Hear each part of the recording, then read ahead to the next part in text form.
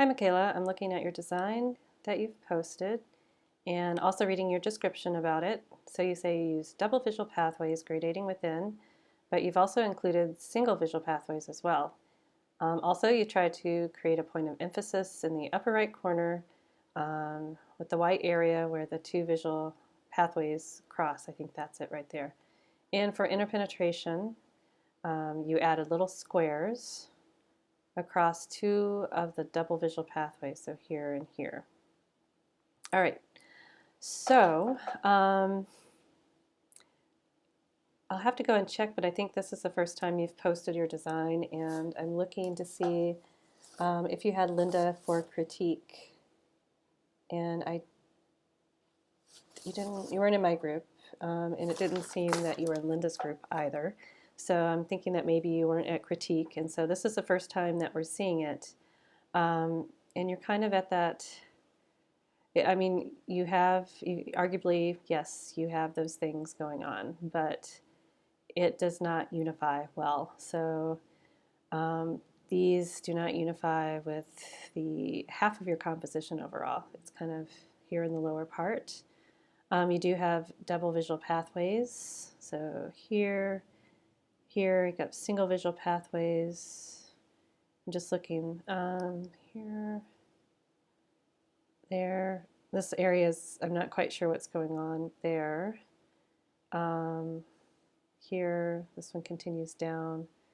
And this one, I'm not sure what this is here. This is part of that. So I don't know what this is part of. This is part of this single visual pathway. Perhaps that doesn't seem to continue except maybe way down there. But that's a little bit of a leap to make. So this isn't working. You need to kind of revisit your strategies. As far as the gradations within, these are rather flat. So if we look at this pathway, for instance, this dark one, it's pretty much not gradating within. It's pretty much stays the same value all the way through. One that's gradating is this one here. It kind of gradates from the dark grays, goes under this pathway, picks up on the other side in kind of the middle grays, goes under this pathway, I believe. Same values used on either side of the pathway, and then gradating back to dark. So that's gradating a little bit better. Something that you have here is kind of higher contrast values next to each other. So when you're gradating in a particular area, these values should be next to each other on the scale, or they should be no more than one value apart. So you kind of start out, say, with, we're just going to say these are maybe 7 and 6s, or maybe these are 7 and 5.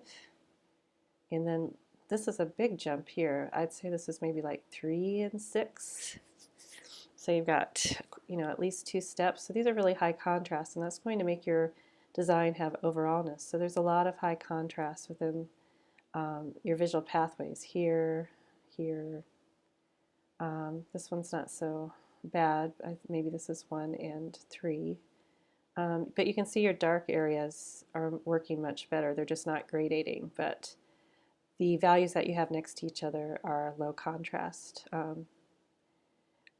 You have areas here which start to form different shapes altogether, like this is a kind of a bow tie, and then you have this one here, and the reason we notice it is because it's sandwiched or bordered right by some really high contrast values. So these are contrasting values.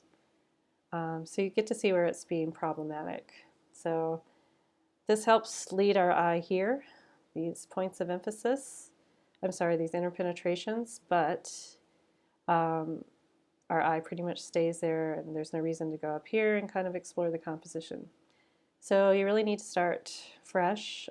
Again, I'd start with your double visual pathways and your single visual pathways, and then I would see about adding that secondary visual interest of interpenetrations.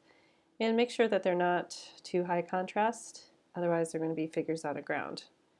Okay? All right, I look forward to your second posting.